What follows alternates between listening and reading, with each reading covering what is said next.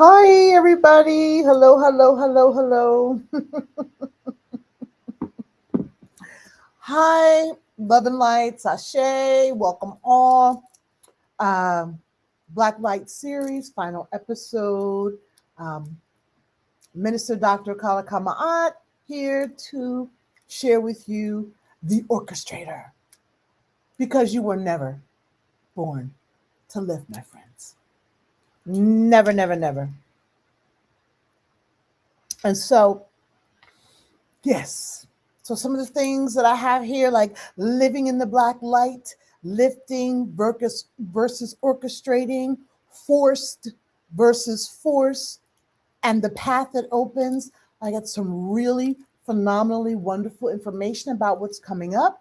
As this, of course, is coming to a close, as I've mentioned before, it's been getting a lot of buzz on various social media platforms. And so I have an announcement at the end about what's next.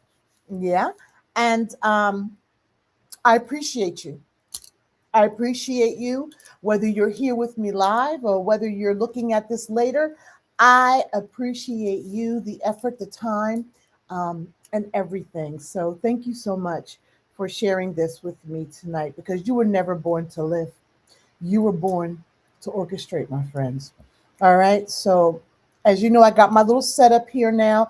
I have my laptop in front of me to see my notes because it makes it easier than reading it on the screen for me because there's a lot of content. And I just want to make sure that I can cover everything as this is the last episode.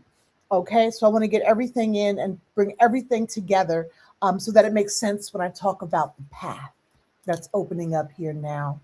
Please uh, like, if there's something you like, if you're on here longer than 3 minutes listening, and definitely subscribe. Both of those things help get this message into the general pop here on YouTube. And that general pop is going to be seen. People are going to see it who would like to hear this. Okay. And so I appreciate whatever help you can give to others to sit in this message and feel uplifted, feel stronger, feel like they are the master of their world, self sovereign. Everybody needs to feel that. Okay, so that's the goal, is to share this message so everyone can feel affirmed and powerful within themselves, not within somebody else's self or for somebody else's self or selves. All right, so yes, love and lights, lights, welcome. All got my little soundtrack echo there. Okay, and I also want to say up top, and I'm going to put this up now, um, the link in bio. All right, now the Black Light Activation Guide is available right now, and so is the Radiance Path Guide. While these videos are being taken down and placed somewhere else for people to utilize along with those guides, the guides are still available. This is the QR code to access them in the link in bio. And share them with a man or a woman or group that needs to work on these things. They're free right now. No email needed, no information collected. It's just for you to get and ideally share. And there's anybody you know who right now needs to sit in this video, I ask you to reach out to them, to bring them here, to bring them into this space of being powered up and affirmed. Okay, we don't get this very often. We don't find places that resonate in such a way that there's a recognition of the social pressure, but then there's a way to be in this so that you're not feeling powerless. Okay? Excuse me. Ooh, allergies still going around. Get the free practice guides while they are still available. And I ask, gotta do this housekeeping, buy me a coffee. Much gratitude for your support. I do this full time. And yes, I have a business. It's a startup. So whatever help we can give to the cause, of helping people become masterful in orchestrating their life, please provide your support. 50 cents, I don't know what the bottom is on Buy Me a Coffee. Any help, any bit, it all adds up to get resources, pay for subscriptions like Designer to create these activity guides, pay for fees for Restream, pay for fees on Opus Clips. I mean, these are infrastructure costs that we have on this end. I say we because I am, because we are. So we seems apropos as a pronoun since I am in the nodes, in the field, to go back to prior live streams to get that. So buy me a coffee. Donations are definitely appreciative. And this is getting on the ground floor of this. There's a groundswell right now. And I really want folks to just support this information getting out to as many people as possible. All right. So welcome. Let's get started. The Orchestrator. All right. Usually I have a little bit of music, but for some reason, this music on a Restream, is a little like tinny, too much trouble. I think it's on my nerves sometimes. So forgive me if you want the music and it's just not happening right now. So again, welcome, Ashe, welcome all. I have my notes here and let's get into it. All right. It's going to be about an hour, 45 minutes. I'm going to try to make it 45 minutes. And I'm also on the mobile with the portrait screen. So anybody who's looking at it on their phone can see it. Okay. If you're looking at it on TV, you have the landscape here, or whichever way makes you happy. So I want to start tonight with a picture, okay? And I want you to tell yourself the truth about whether you recognize yourself in it, okay? I'm not saying you're a mule. That's what I'm going to start out with, a mule, right? But it's the metaphor for what we carry, all right? So a mule, head down, harness on, climbing a hill that never ends, carrying a load, not pack, in a direction. Oh, carrying a load it did not pack, in a direction it did not choose. And every time it reaches the top of that hill, someone adds more because the mule is strong, and strong things get loaded. Now, here is the question, my friends, that is going to run this entire teaching tonight. Okay? What if that animal was never supposed to be carrying anything at all? What if it was born to conduct the whole caravan, like Rudolph the Red-Nosed Reindeer being in front, the conducting force of the caravan, to set the direction, the pace, when to stop, and somewhere along the way, it got convinced that the harness was its purpose.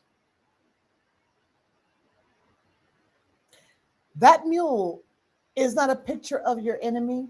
I already gave it away at the top, right?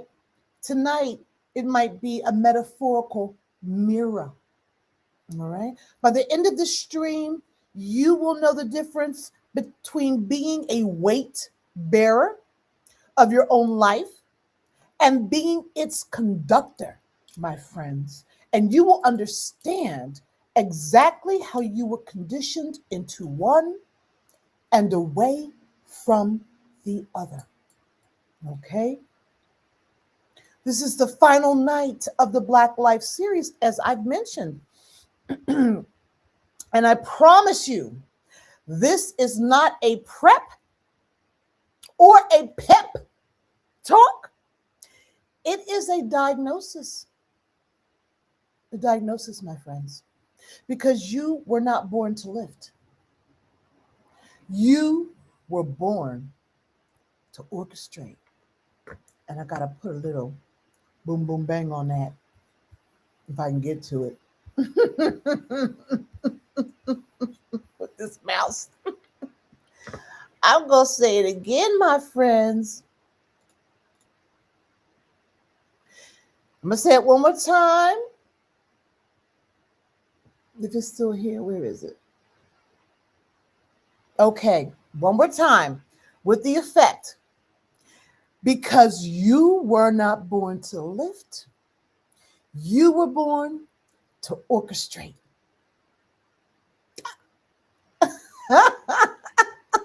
Yeah, that's really corny. I guess that's why I don't have any young folk engaged in this. I don't know why it keeps going back to that. I got to get my background right here, y'all. All right, here we go. Sorry on the phone. I got you. So yeah, I might have to be full screen without the nice, beautiful, like black opalesque background. So where we've been in this live stream, okay? Let me connect tonight to where we have already been. I think that's important to sort of put the ribbon around this before we really tie the bow tonight, because tonight is where the whole series actually pays off. In episode 1, we made the second shift from forced to force. I'm sorry. You know what? I'm moving so fast. I'm so excited to get to the end. In episode 1, we made the shift from burden to antenna. I told you that you're a melanin, you're Kim. Kim is not a social marker and not a weight the world gets to hang on you. It is a cosmic instrument, a superconductor of the cosmos, of the universal life force. It's a conductor of all. And you are not a target. You are actually a receiver. In episode 2, and we're talking about Tuesday night episodes, okay? We made the second shift from forced to force, right? We named the lie of not enough. And we began to release it, my friends. The closed fist opening into the open hand. Tonight, the third shift, okay? And this is the one that turns insight into life, because naming the lie is not enough if you keep performing the labor, the lie assigned to you. Let me say that again. Tonight's the third shift, and it is the one that turns insight into life, because naming the lie is not enough to keep you is not enough to keep you is not enough if you keep performing the labor, the lie assigned to you. That means keeping in the work, the labor that the lie gave you. You learned it and you just keep doing it still, right? So, and we're going to call that labor, we're going to name that labor, okay? We named the lie. Tonight we named the labor it put on you. It is called lifting. It's called lifting. So, going into 2 postures, all right? So let me define the 2 postures that I just mentioned precisely, because this whole teaching lives in the difference between them, the space between, okay? So lifting is surviving the day. It is carrying the load, meeting the demand, holding it all together by force of will. The lifter measures her worth in tonnage, right? How much she carries, how much she endures, and how much she can take before she breaks. And I'm going to add that sometimes in the taking, there is no reasonable thought of breaking, right? We don't think about that. And then when it happens, we blame it on something else. Okay? So this is really about being in tune with self. And the world loves a good lifter. The yes, sir. Yes, yes, yes, yes, yes, yes, yes. The performer for the external validation, lifting it, right? Because the lifter never stops to ask who packed the load. It just is what it is. I just got to do this. But do you really? Orchestrating is something else entirely. Okay? The orchestrator does not carry the music, she directs it. Not playing ding, ding, ding, ding, ding, but directing the symphony, the bringing together of the instruments, the melodic sounds, the bass, the treble, the drums, orchestrating that. She stands in front of the whole arrangement and decides, chooses what plays, what rests, what rises, what goes silent. She is not straining. No, my friends, she is not straining. She is not the loudest one in the room either, although she can be. She is the one everything else is organized around. She's the axis of her own life. Believe it or not, most people are not the axis of their own life. Okay? Orchestrating is co-creating your life with all, with the universal life force, divine intelligence, cosmos, all these things. Ubuntu, I am because we are. Orchestrating is culminating in the universal life force, the cosmic, I'm going to say cosmic life force, right?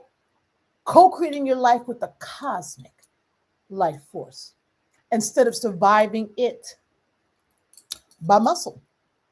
And I get it. I've been there, done that. I might have to go back, although I'm having faith that that's not in the cards. But you know what? We have to do what we have to do at the same time, realizing that we're choosing to make this decision and understanding the ramifications, what it costs, what it doesn't, what it does, what it doesn't do. That's power too. And so here is the lie sitting beneath this whole thing, lifting, orchestrating, that your worth is measured in how much you carry. Right? Look at your family. If you're not doing this, doing that, doing this, doing that, doing that, do it. If you're not doing that, then you're somehow messing up. What's wrong with you? You're not taking a load on at work. Performance review, right? Something's wrong. How much can you carry? Ask yourself that. How much can you carry, my friend? The more you strain, the more you matter. The exhaustion is evidence of value. If they're heaping it on you and you straining, wow, it's counterintuitive. All the junk that's being put on you is actually a meter of just how much value you have. I know that's like, what? Okay, hold on. And here's the coolest part of that lie. It makes the lifting feel like purpose, right? Thinking about your family, your job. Oh, I wanted to do this. This is my career. All the while you walking around with a peg leg because you don't have all the resources you need. You're getting beat up by coworkers who like freak out when you don't do something. Your boss is saying, "What's up with the report?" All this stuff is going on because you are carrying it all. That's the value. They know you can. They know you will. And they will keep giving it to you as long as you keep allowing yourself to be that metaphorical mule. And here's the cruelest part. Like I said, the lifting feels like purpose. You have been praised for it your whole life. She's so strong. And we wear it like a badge of honor. I'm a strong woman. I'm strong. Look, no one calls me strong anymore because I don't carry stuff. I'm not an animal. I'm not a weightlifter. I'm a human being. And I'm a force, an energetic force. Don't call me strong. You call me powerful. Tell them to get that right. Do not ever, ever allow anybody to call you strong. And don't ever allow anybody to believe that they can just burden you because they have some weird thing in their head that you're strong. You tell people that when it come out their mouth, you so strong, you say, no, ma'am, no, sir, no, you. I'm not strong. I'm powerful. And to use that word is offensive to me. That's setting your boundaries, babe. And even men, if they listen to this, if they're listening to this, setting your boundaries. You have the right to craft the language that enters your reality. And if not, you just keep correcting them until they understand that you mean business. And you don't respond to strong, right? Just like you don't respond to getting called out of your name.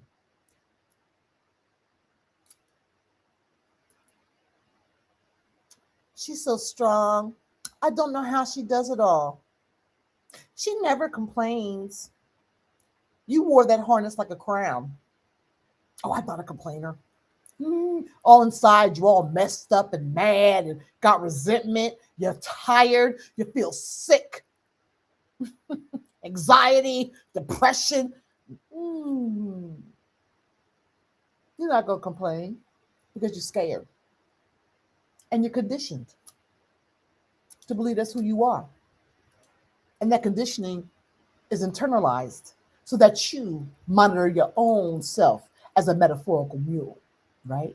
You keep on muling away, right? Talked about those since in the previous episodes, okay?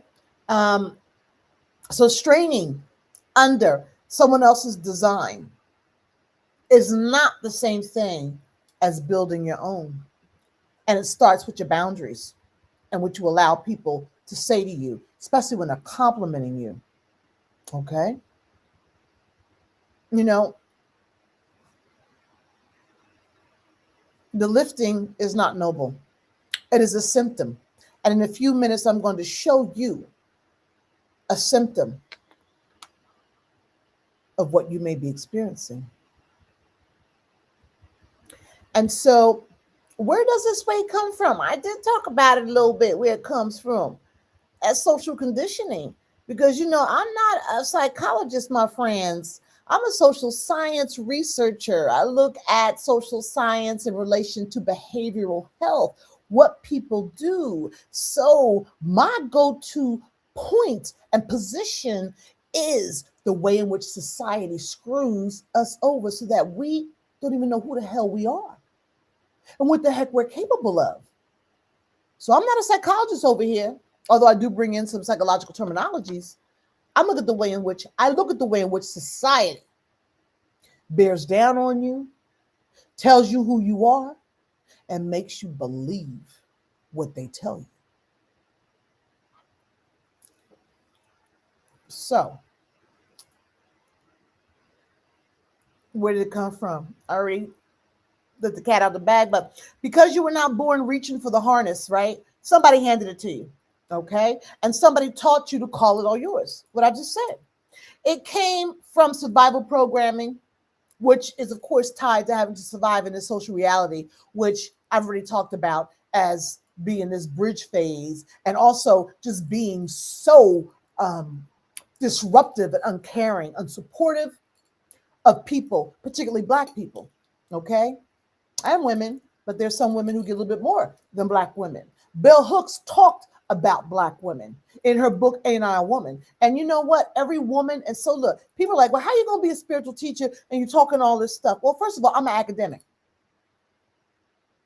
I'm always spiritual because everybody's spiritual from the time they're born. But I'm an academic. That's what I'm trained in. And so, and I'm also women in gender studies professor, or was an African and African American studies professor, and then that social science in the middle. I claim myself to be a Black feminist, although I don't put that in the forefront of my spiritual teachings.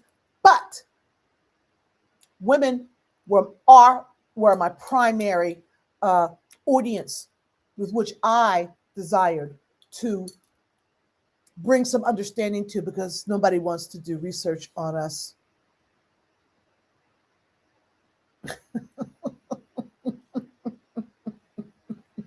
It's crazy. They're incentivized not to. You understand that? Okay, except if you in an African American Studies program or in a women and gender studies program, and that's all humanities, right? I mean, yeah, there's some research going on with maternal morbidity and mortality and pregnancy and all that stuff. You follow those links and you'll see the majority of people being understood and written about are just women in general, without a real focus on Black women. And it's so funny because when I was doing my research on Black women in perinatal health when they're pregnant, you know, I wrote an article which I put up in I think it was the very first episode, which is not up anymore. But I was looking at this strong Black woman in relation to birth outcomes, and it was so funny because, I mean, as a researcher, you really sit in the literature, because when you're publishing a peer-reviewed publication, you wanted to get it reviewed by scientists, you got to know the literature. And believe it or not, there are a dearth, minimal studies on perceived stress in Black women. And that's what my article sort of talked about in relation to birth outcomes and, you know, anxiety and depression. Why would there not be studies on perceived stress among Black women?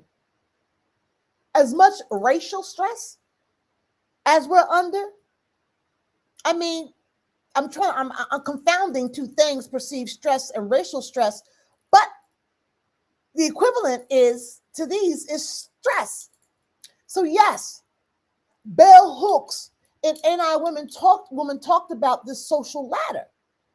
White men on top, white women, Black men, and Black women at the very bottom. And then she began to explain what that meant. And that is not necessarily something good, although I spun it in some way, you know, when I'm talking about it. Yes, this is how, you know, we're at the bottom. We are at the bottom.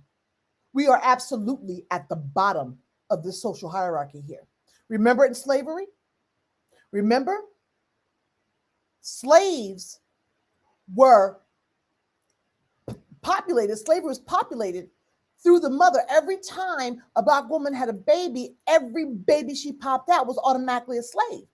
It was in the maternal lineage, right? The bottom, they use us as cattle to breed us. Do you know that I'm getting really off the beaten track? But I want to let you know this. Do you know that Virginia, during slavery, the number one export was Black women to plantations so they could birth babies that were slaves? The number one export. Look it up. I love bell hooks.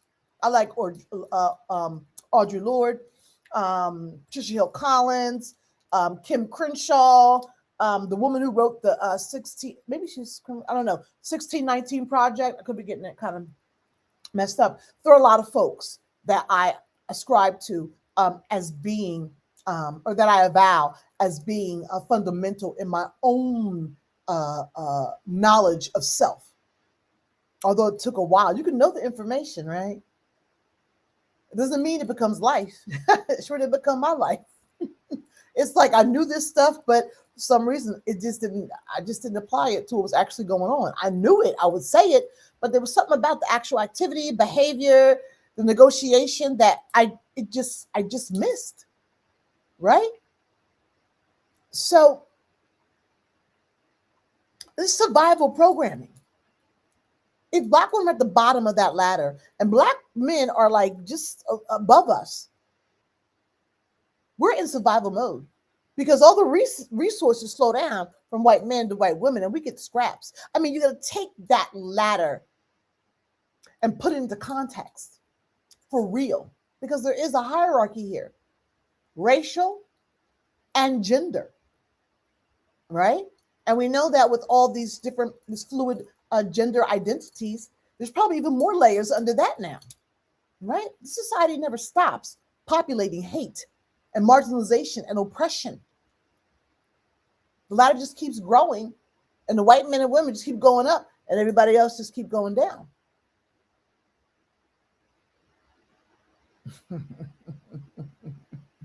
For generations,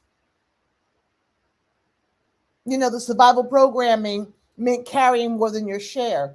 And this was not a personality flaw, my friends. It was how our people stayed alive. That load was real. That strength was real and holy. And I will never disrespect it, right? But survival programming does not know when the emergency is over. Okay, just like when I talked about on June 10th, that sergeant or who that colonel, you know, put that sign on the door: "Slaves are free." But legislation does not actually mean you're free, and it has nothing to do with your nervous system that's still on high alert because you've been conditioned and trained back then and even now to believe you could die any minute, you could get the hell beat out of you in a minute, and you didn't have no resources, nowhere to lay your head, so you know your head was on a swivel.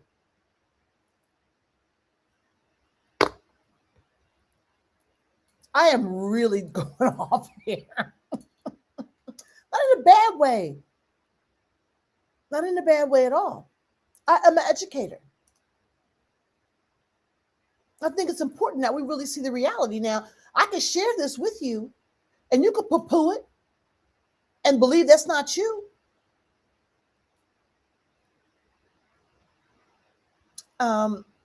If there's no reflection and just poo-poo, right? It is you because you're closed off. You're in the box society created for you to believe you created so that you can get in it and the lid can get on top of it. That's okay. I've been there. It's all right. It's part of the process. But with the hear no evil, see no evil, speak no evil, that means you really messed up. Oh, religion, God, you even horribly messed up. I know folks be like, why show something about religion? Look, I was a holy roller for a long time. Evangelizing the bus stations and parks, wherever. Certified in all kind of church leadership. That's what I got my ordained as a minister, interfaith. Charismatic Christian, Bible Baptist, other Baptists, Methodists, self-realization fellowship. That ain't religion, right? Don't get me wrong.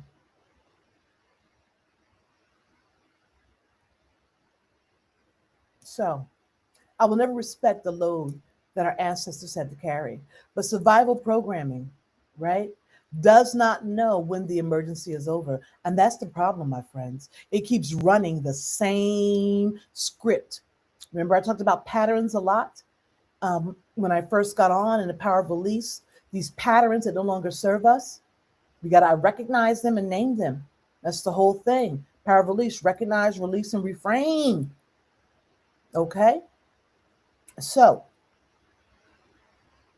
you keep running the same script in a life that no longer is required, but that requires it. Now, you may think it does, but that's because you believe the lie.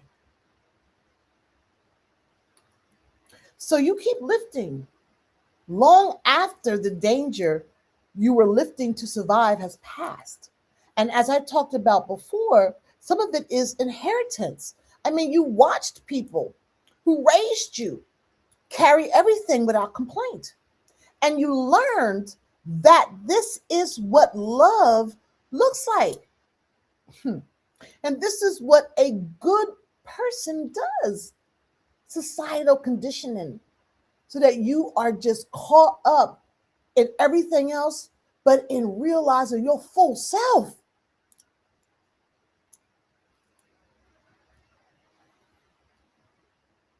And believing that that's what a strong woman does. You did not choose this harness and the many harnesses we can wear. You inherited it, okay? Still warm from the last set of shoulders.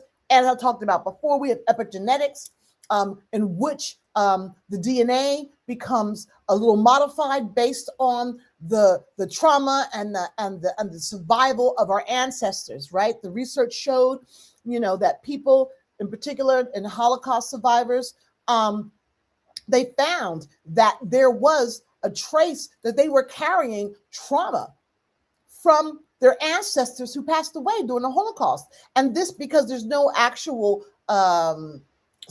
slaves from chattel slavery to do this research on. By extrapolation, we can understand that epigenetics creates this lineage where we are inheriting in our DNA survival characteristics from then, right? From the brutality that they faced. And yes, we're living in brutal times, but this whole episode is about reframing. This whole series, everything that I'm doing is about reframing how we see ourselves in this day and age. Because we cannot keep doing this. It cannot continue. We have to see clearly what has happened to us and why we're okay with scraps, and why we believe we can't change, and why we believe it's supposed to be like this. You are dead wrong in believing it has to be like this. But the scarcity pain matrix of fear has us held by the spirit of scarcity. We're bound by it because that's what our ancestors faced. And that's what we continue to believe because our nervous system has never had a chance to heal. We never had a chance to understand how powerful we are, that we can just, like Superwoman, Superman, have that stuff bounce off. Now, I'm being a little bit hyperbolic here because there are some things that'll take us out.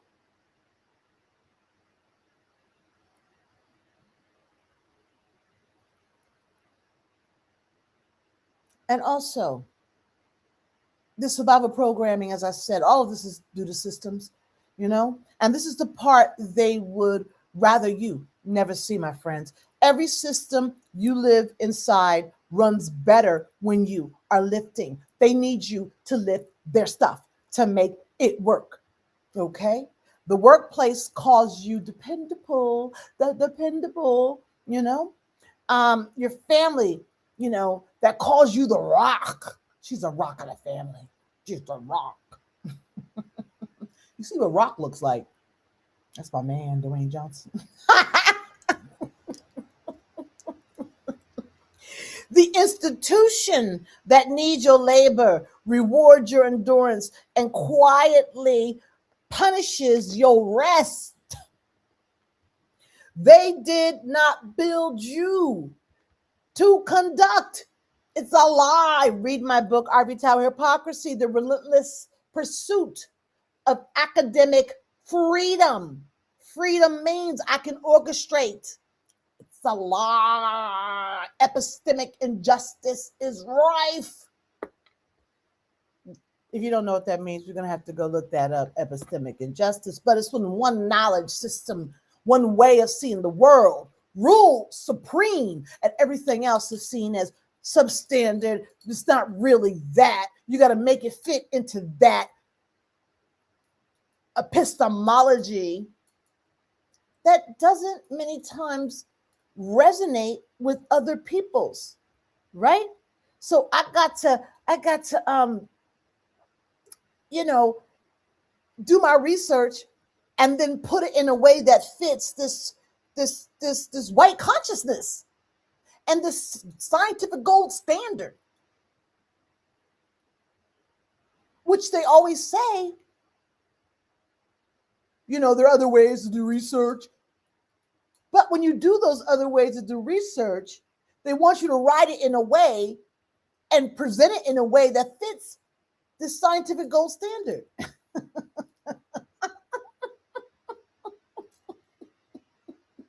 I'll tell you what. Okay.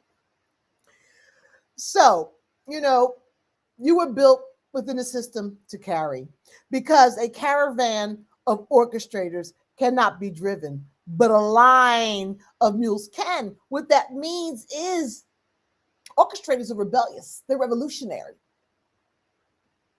They do in a self-sovereign way. They can't have too many people doing that. Who gonna work at Domino's? I'm not picking on Domino's, because when I'm trying to get some junky food, I might get a Domino's pizza and pay for it the next day. Look, and how was it reinforced? The line of mules by applause.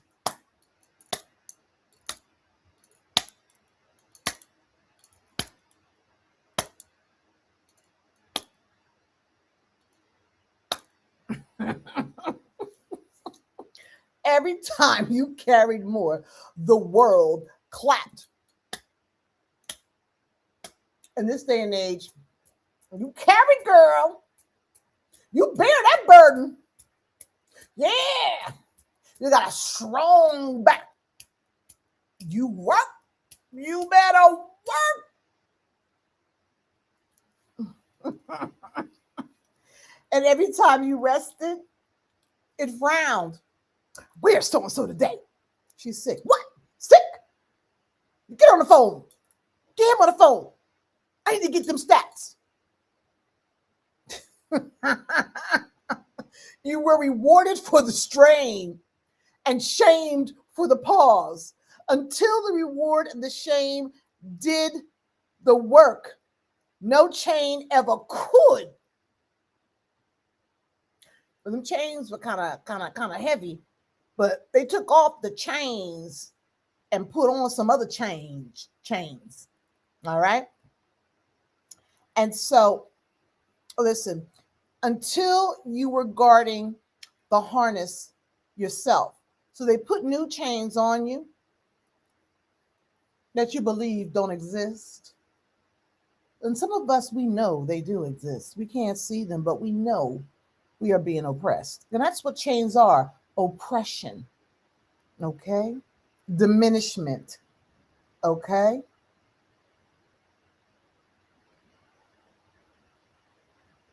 And then the guarding yourself meant you picked up the metaphorical chains and you ate the oppression as you cut your steak, as you drove your Beamer, as you believed you couldn't do anything else in life. And then you became the oppression, the diminishment. Nobody had to do anything to you anymore. You just operated in line with the mules.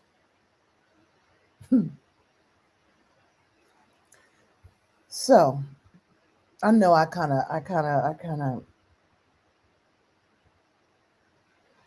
it took a long time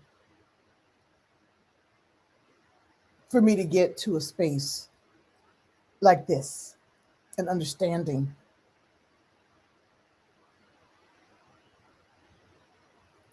So now watch what happens when we look at the structure, because once you see it, you cannot unsee it. So I'm talking about this structure with this lifting and stuff. The lifting is a symptom. So you know, if you're lifting, you're tired, you're sad, you're mad, you got depression for no reason at all. Your body's trying to tell you something. Okay? It is what happens when someone has been convinced that straining under another person's design, is the same as building your own. And everybody's got to do what they do when they can do it. So this is not a commentary that anybody is in a bad spot or failing and is wrong. Look, we all are someplace until we get to another place. So I work from a trauma-informed perspective.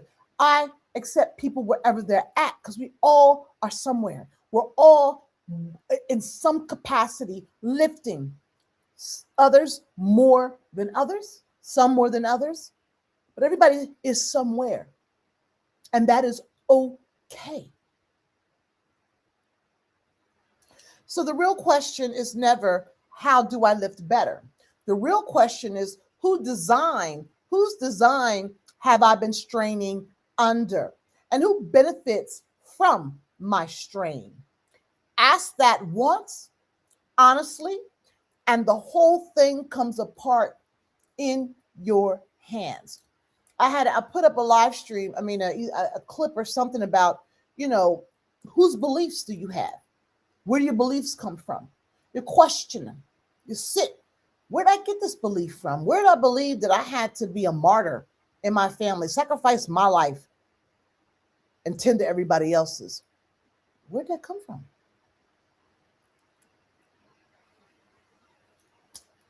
So you ask that once, honestly, and the whole thing will come apart. The load was never a measure of your worth, okay? It was a measure of someone else's need. All right?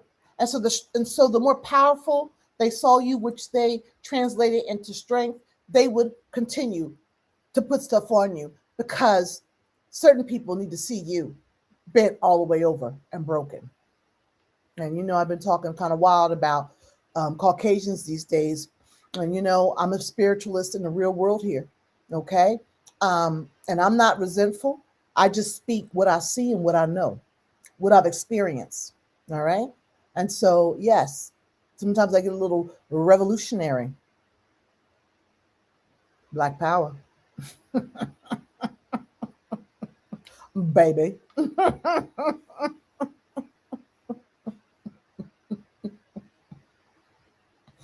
So, and right here is where intuitive metaphysics stops being poetry and becomes the key that turns the lock.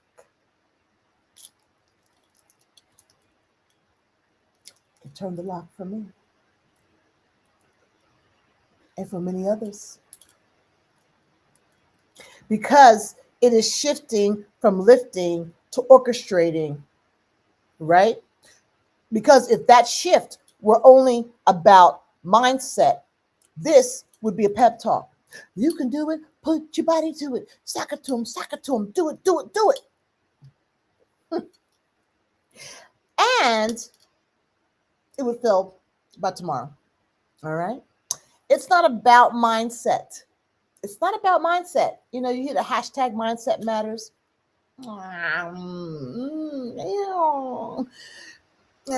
It's about identity.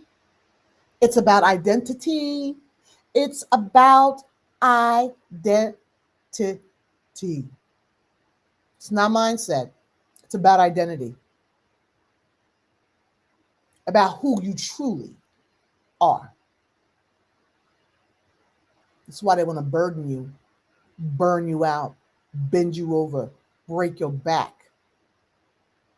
Remember what I told you your melanin is? It's not a pigment. And you don't have to put sunscreen on your skin. Your skin has an SPF of 30. Look it up. You might have to dig because they want you to buy that sunscreen.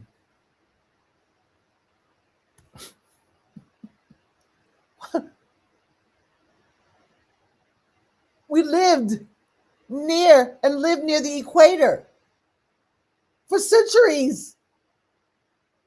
Our skin is like this to survive in that climate.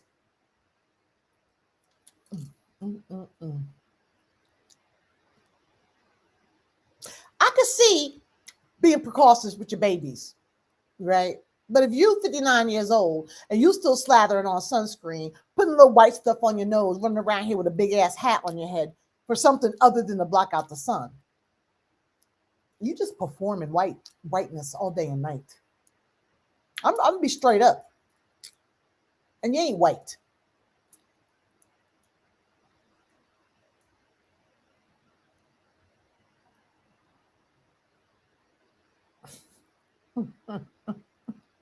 I know I should probably be looking at the chat. I don't know what's going on, and that's okay. It's all right. Look, it's a teaching. So it's not a pigment. It's an antenna. You're Kim. Kim is an antenna. Black. You got black neuromelanin, black skin. Kim. Like I said before, melanin is mela. It's Greek, right? It's Greek etymology. Melanin means black / dirty biology. Look it up.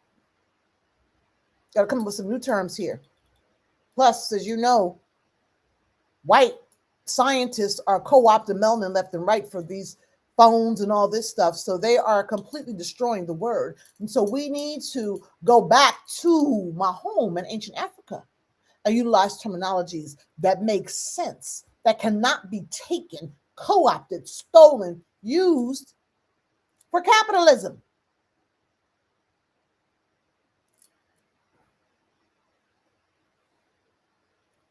Kim is a superconductor of the cosmic life force, okay? The same energy that organizes the stars, the seasons, the tides.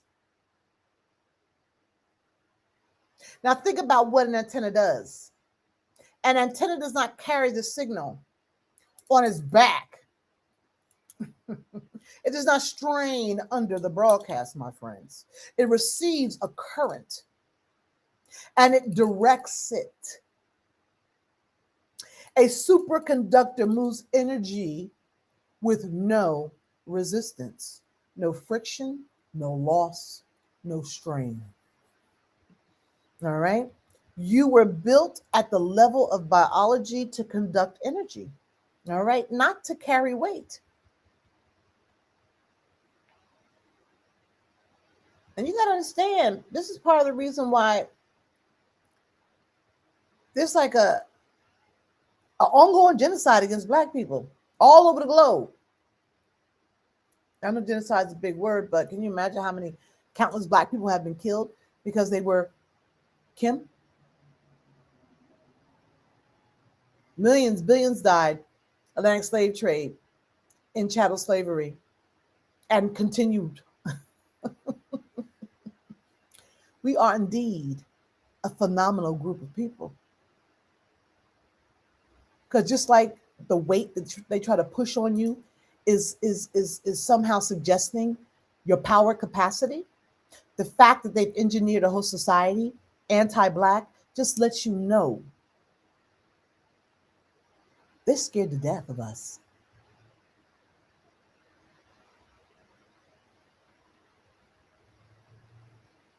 And that's a shame. It's a shame. Because look at Shaka Zulu in South Africa. I'm talking about the movie, which I've watched a million times. My mom loved that movie. he was happy. I mean, yeah, they kind of like probably killed him, I don't know, some point in time before they were allowed to come into the interior and talk to Chaka Zulu. But I mean, it was chill, treat him nice, and they started to trick him because they wanted to use him. And they utilized the tools of whiteness to confuse him. It all became very ego. The dye in the hair, the mirror. I can see myself. I can look younger. The baubles, the beads. But that's because there was sort of an innocence there, spiritual innocence that certain types of people I've never felt. When you go back to my live streams, um, the pathology, you might hear a little bit about that in there. And so let me get back to this. Okay. So,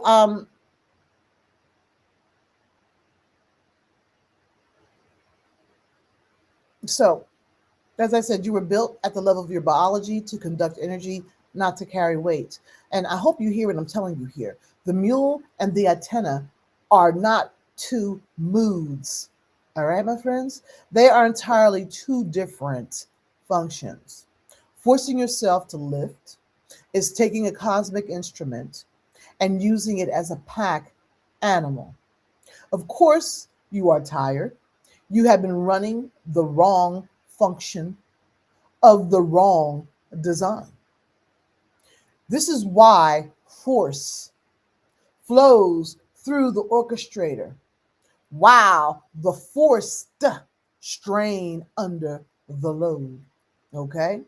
The forced generate, you know what, give me a second here. I need to you know, the force gets loaded up. I need to see something real quick. Give me a second. Okay. I just wanted to make sure that it wasn't all blurry, like it, the video. So look, um, forcing yourself to lift is taking a cosmic instrument and using it like a pack animal. Of course, you're tired. You've been running the wrong function with the wrong design. This is why force flows through the orchestrator. Forced strains under the load. A forced, the forced generate everything by muscle from self until the self runs dry. The force conducts something larger than herself, the cosmic life force, moving through the instrument she was made to be. That is the whole difference, my friends, between forced, FORCE, and force, FORC. Force equals power. Okay? No effort, direction. One carries, one conducts. All right? So the shift from lifting to orchestrating is not you becoming someone new. Okay? Well, you may have to learn some new things, right? It's not you becoming someone new. It's you reclaiming self and finally functioning as what you've been all along. And that is why melanin metaphysics is the key. And I wrote this white paper in 2023. It's been 3 years since I wrote the white paper, and that was a culmination of all my studies of melanin metaphysics. Okay? So, melanin metaphysics is the key because it tells you the truth about the instrument. And you cannot orchestrate a life you still believe was built for you to carry. And I'm going to put a caveat here. When we talk about melanin, that's why we got to change the term to Kim. Melanin metaphysics, it's all seen as pseudoscience. I told you, this worldview, this Caucasian worldview and epistemology, and I made this comparison between them putting rocks and stones in a skull to measure intelligence, which makes no sense to me, is pseudoscience. And yet they call what is really true about Kim people pseudoscience. They were doing, Melon metaphysics is real. Putting rocks, kernels of corn, dust balls, spaghetti, pasta, rotini in a skull to measure intelligence is the most asinine thing. And I believe they knew it was pseudoscience because it makes absolutely no sense. And I'll say it again. How is the skull size comparable to brain function? It isn't. And if they believe this, I give the benefit of the doubt. They knew it was suicide. But if they believe this, I keep saying Caucasians keep showing up as being more and more and more inept at the core. And that's those white supremacists. There's something fundamentally askew. It's like a whole subculture of askewed Caucasians. I'm not talking about everybody. Although, there's some that are good, like you say about Black people. But no, some whites understand what's happening here. They may not have a deep understanding of how they contribute to it and maintain it, perpetuate it. They don't want to rock their boat. But they kind of get it. And then some, they rock their boat.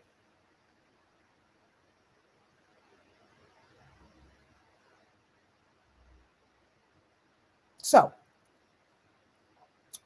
what as I was saying, the force conducts something far larger than herself, the cosmic life force, moving through the instrument she's made of.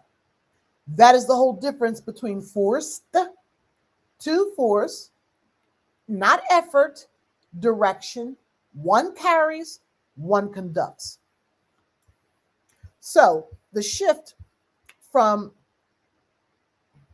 lifting to orchestrating is not, it's not you becoming someone new, as I mentioned. It is you finally functioning at the level you're supposed to, reclaiming what you should have been all along before social conditioning put you to sleep. Okay. And so Melanin Metaphysics tells you the truth about your instrument. You cannot orchestrate a life you still believe was built to be carried.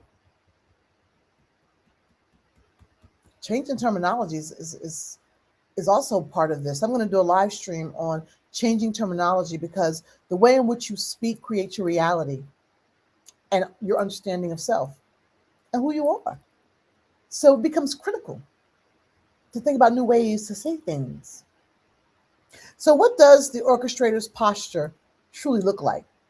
Okay, I'm going to give you something concrete right here because I do not want you to leave with a feeling. I want you to leave with a stance, okay? It stands on 3 pillars. And this is the radiance path, which the guide is still in the link in bio. It's still available.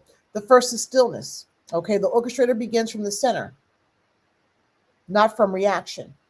Before the world flies its first claim on you, before the phone, the inbox, the needs, you take quiet minutes in Kim to tune your instrument. Okay. The lifter starts her day by grabbing the load, getting the phone, looking to see what's got to be done.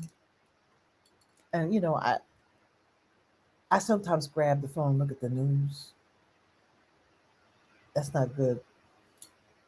And I always try to say, it's because I'm do live streams. I'm a commentator. I got to know what's going on. But that also is starting out with a load, right? And so the orchestrator starts hers by finding the downbeat. The downbeat. You could not conduct what you never get quiet enough to hear. And you have to get quiet enough to hear. If I'm picking up the phone looking at the news, it's because something is happening that may be completely like I need to know immediately. Usually, that's not my first go-to. My first go-to is sitting in Kim. Okay? Tuning myself. All right? The second is radical self-acceptance. Okay? The orchestrator refuses to source her worth from systems, designed to withhold it. Okay. This is the daily decision that you will not earn your value in tonnage anymore. All right. What you affirm in the dark is what you carry into the light. The lifter says, I'll be enough when I've carried enough. The orchestrator says, I am enough. And now I get to decide what is worth my energy. And you know what? This brings me back to, I remember a long time ago. It must have been like about 5, 6, 7 years ago. I was on Twitter. This sort of blew my mind. I was looking at this young girl, right? She was standing in the mirror looking good. She had some clothes on. Her hair was all wild. She was like just standing there doing her thing. And then her friend next to her says, you look good. Just giving her a compliment. And she said, I know. For some reason, that resonated with me so much. And that's sort of like this thing, this radical self-acceptance. Somebody tells you look good, and you put your head down, right? Get all modest. That's some bullshit. Modesty is BS. Okay, you could be humble, but modesty, that's some BS, right? And so that person taught me some things. You look good. I say, I know, and thank you. You don't need somebody to validate you because you already validate yourself. And again, that is letting people know who you are. Not that you don't want the compliment, right? You are grateful for their observation, but you already made that observation. Say, I know, thank you. I appreciate you affirming that.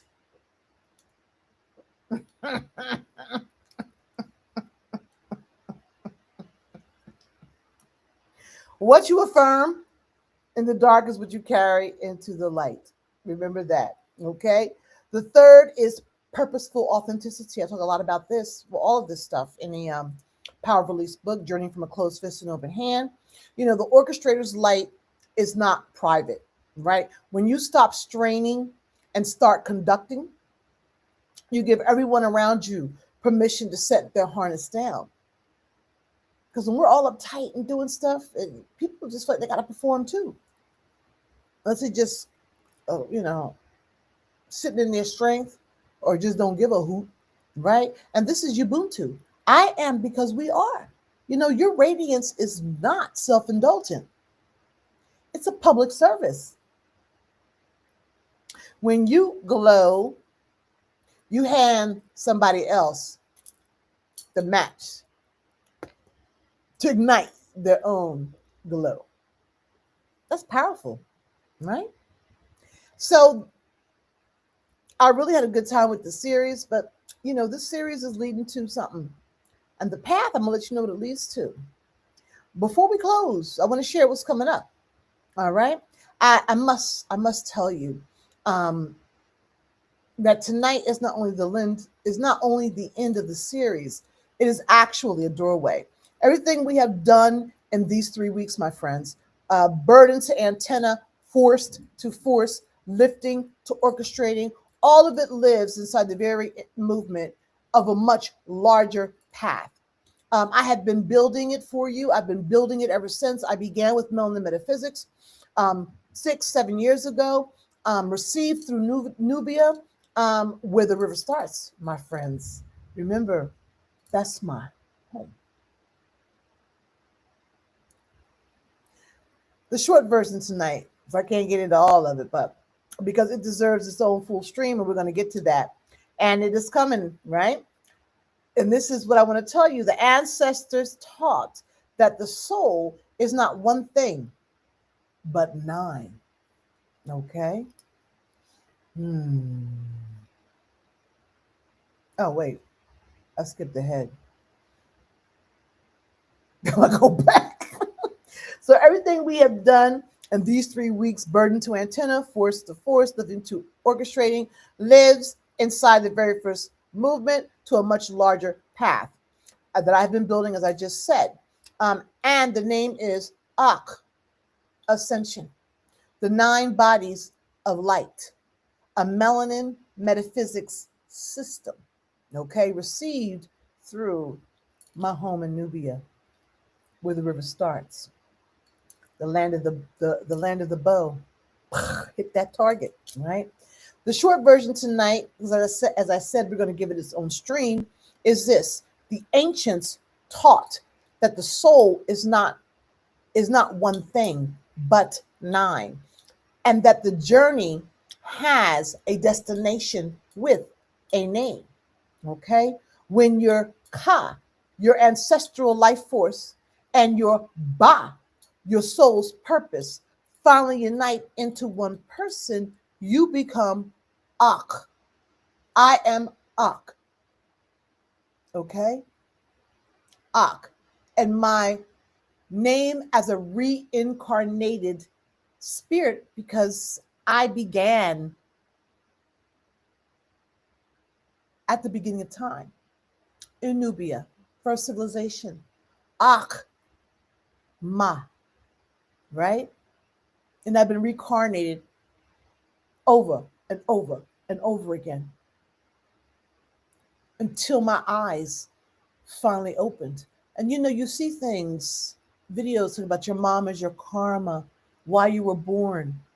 My mom was so into Egypt. We had tons of books. I was fascinated with it. And it all comes home. With all of this, I had to go through her because I needed to remember. I am the light of service. Ah, Ma. And one day I had the realization that I was Ma. And I told my son in his very home. I did not know at that time that was the destiny. I did not know at the time. And then when I finally was getting deeper and deeper into the literature, I learned about the Ka, Akila Ka. I did not choose these names. They were given to me. As a matter of fact, I couldn't even call myself Akila. I could call myself Akila because I was so not used to it. I'm like, Akila. You go back to some of my old morning affirmations, what the hell my name was. And then one night I had to download about Ma. And it was at that time I realized that I had been reincarnated. And then after that, I realized what was. And Ma is Maat. And it all started. My mother was shaking me awake. And my life, all the twists and turns, all the oppression, there was some good stuff there. But it's been, one day I said, what am I going to be free of these problems?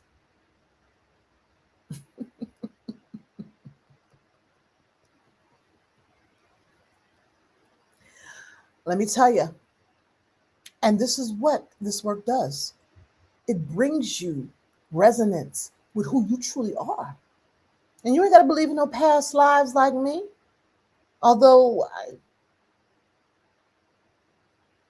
energy's can't be created nor destroyed. It can't be destroyed. Energy is created, but it's not destroyed. It just changes form, right? So anyway, that's a whole other conversation. But I just wanted to give you, what this study, what this work has done to me. I've been through these iterations, and now I'm Ak. Okay, and that's what I want to bring to you, right? I want every Black person, every woman, and even those who may not be Kim. Everybody has melanin. Everybody can reach Ak. Everyone. Okay? And Ak, the shining one. All right? And beloved. Okay? And that is simply a more ancient word for the orchestrator, the one through whom power moves without apology. Okay? Because the force of your lineage and the flight of your purpose are finally becoming one playing the same song. Oh, look here. This path is not a program. It is a practice, my friends. It's not a religion. You'll never be asked to leave your faith, your family, your life. And I can't believe it's dark at 8 o'clock. We're going backwards. I'm sorry, I digress. Um,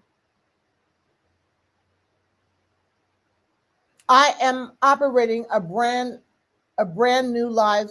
I'm opening a brand new live series that is aligned with the program of the practice I have developed, um, that is situated, um, in melanin metaphysics. So I'm doing a whole revamp of everything to be able to provide this practice, these services to individuals who want to aspire to Ak. Okay. And so this new series is actually not 2 weeks, it's 6 weeks, my friends. One story, your story, from the weight you were handed to the life you were built to conduct. I will reveal the full map over those 6 weeks so you understand what this practice is and these services that I am offering at this time. Okay? I'll reveal the full map week by week when we begin. So, here's exactly what to do. And I will keep it simple enough right now. Step one, get your black light activation guide.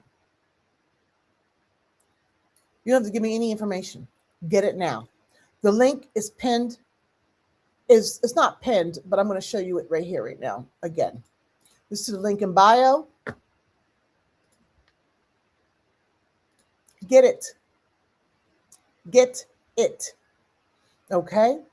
This is the companion that takes everything we taught that we taught in this series and turns it into a daily practice. Okay. The dark awake routine, the reflections, the 21-day radiance tracker. That's also get the radiance path. Get them both. The black light activation and the radiance path. Get them both. Okay. And so, and this isn't something, there's trackers in it. So this is not, trackers mean a calendar to check off and provide information on doing it every day. This is not rocket science. It's not some big project. Just little things that you write down and check off what you're doing, okay? Making it easy. I'm coming out with an app to help this process for everyone, okay? And so the 21-day radiance tracker is very important. And so this guide is how tonight, these guides are how tonight becomes life. Please go get them now with this QR code. Step two, get on the list for the new series, right? When you download the guide, also subscribe to the channel. So you know, be the first to know when the journey begins. All right. I've yet to make it like a registration. It's not private, right? But you got to subscribe and hit notifications so that you know what's happening. And this series starts next week. So stay tuned. You know, I put up my live streams that are coming up. Just stay tuned. I may not put up all three. All six, but, you know, and that's actually all six on Thursday, right? And so that's the teaching. So there's live streams on Tuesday, which is commentary. And there's live stream on Wednesday, which is no longer going to be live practice. It'll be teaching you practice, right? Teaching it to you. And so step three, bring one soul, bring somebody. All right. Someone in your life has been carrying too much for too long. And you know this person, okay? Too much for too long and calling it strength, right? We all know somebody like that, okay? Send them this stream.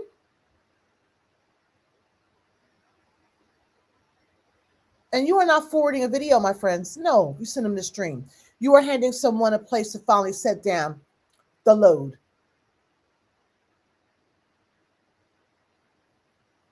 Step three, bring one soul. Someone in your life. Oh, I already said that. And for those um, of you who feel it tonight,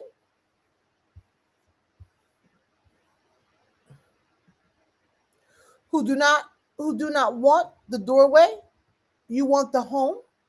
That is the temple where we gather between the gates.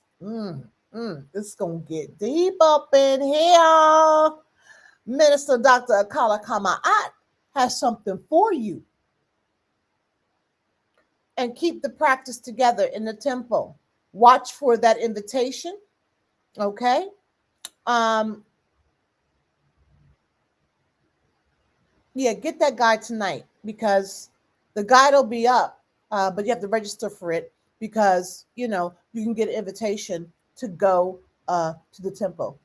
Temples where we practice together. The temple is very low fee, and everything I will share with you as um, um, it evolves.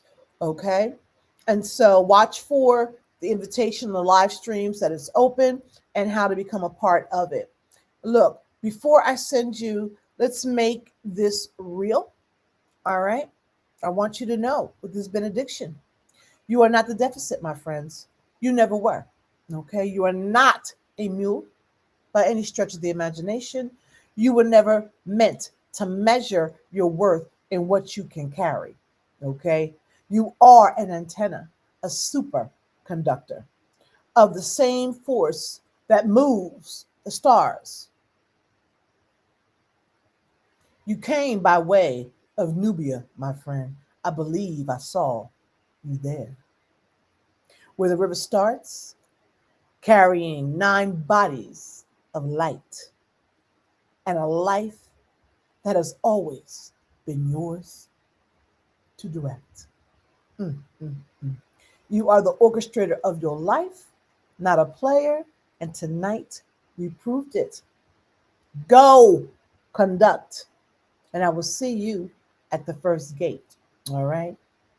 Subscribe, hit notifications, and like this video. Help other people get the same messages that are helping you understand you better. All right. This is Minister Dr. Akila Maat thanking you for your time. Right? Trying to get my thing up so I can do my thank you. I ain't got time for that right now. I have a little ticker tape. Thank you for your time. All right. And I just want you all to have a phenomenal evening. Oh, there you go. Thank you, my friends. Ashe. All right. Have a phenomenal evening, and I will see you soon. Thank you for being here.